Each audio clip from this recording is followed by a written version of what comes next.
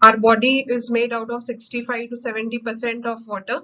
Blood plasma is also 90% of water. So water is extremely essential. Here are some points which tell us about the importance of water in our body. Firstly, we must drink about 1.5 to 2 liters of water per day. So the requirement may differ a little bit, but on an average, 1.5 to 2 liters of water is required by a person. It regulates body temperature. So we know that we are warm-blooded animals and our body temperature needs to be maintained, and water plays an important role in maintaining the body temperature. Hence, you should keep yourselves always hydrated. Digestion, absorption, and assimilation of food cannot take place without water. So we know that digestion is followed by absorption and then assimilation, which are the three important steps during the digestion of food. And all the biochemical reactions that are taking place so as to digest the food, then to absorb and then assimilate into the cells, all takes place in the aqueous medium, or without water they cannot take place. Metabolic processes take place in aqueous medium. So all metabolic processes, all chemical reactions, biochemical reactions take place in aqueous medium.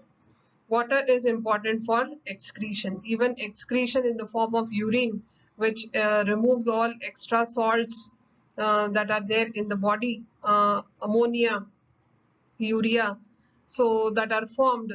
So for the removal of these nitrogenous waste products, water is extremely essential.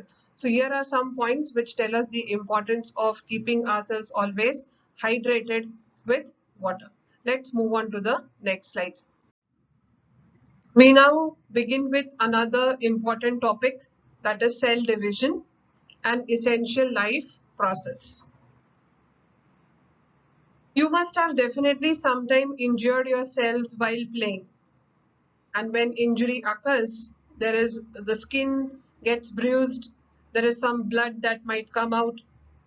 You clean the wound, apply some ointment, and after a few days you will see that the new skin has come over it and the injury has healed and the scar is also no more visible. So how is this that this process of healing takes place?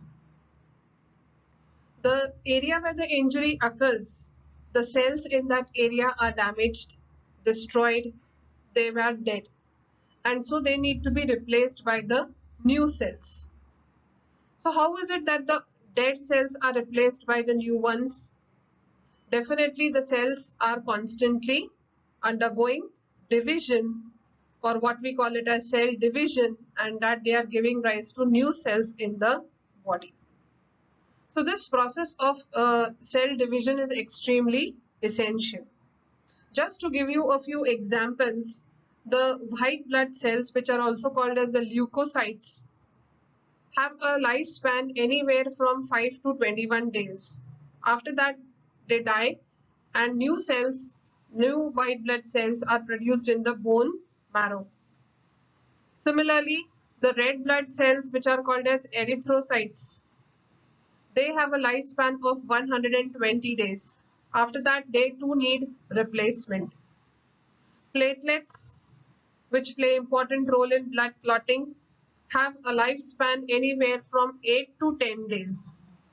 So cells have a definite lifespan. After that, they die and they are to be replaced by new ones. So this process of cell division constantly goes on taking place, and the old cells are replaced by the new ones. Reproduction also is going to have its origin from the cell. So we are going to learn about cell division, an important life process. So cell division is one of the important properties of cells and living organisms. Now due to this property, that is this property of cell division, a new organism is formed from existing one. So we know the life process in which a new organism is formed from an existing one, and it is called as reproduction. But as I said, the origin of reproduction is in a cell. It all begins from a cell. So a new organism is formed from existing one. A multicellular organism grows up because everything begins from a single cell and then it goes on multiplying, and the process of cell division constantly takes place, and more and more different types of cells are formed, from which tissues are formed, from tissues organs are formed, from organs organ systems are formed, and these organ systems give rise to an entire new organism.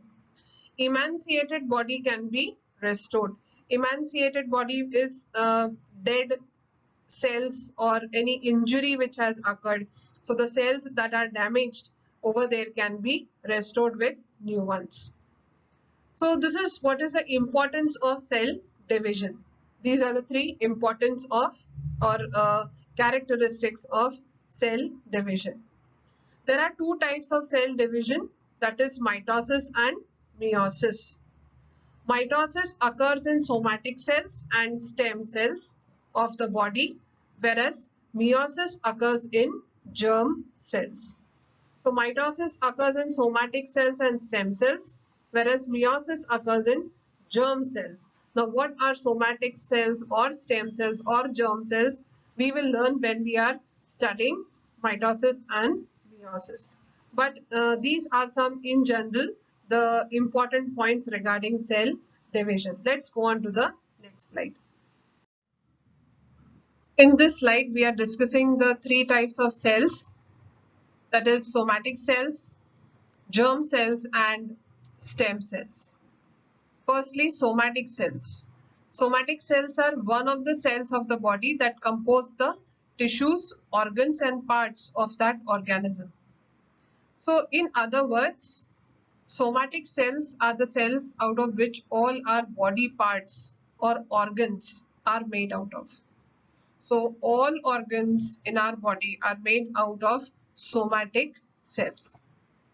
Germ cells, a gamete such as egg or sperm cell.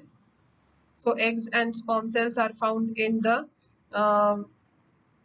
ovaries in case of women, that is egg cell, and in case of men, that is testes, and they show presence of the sperm cells.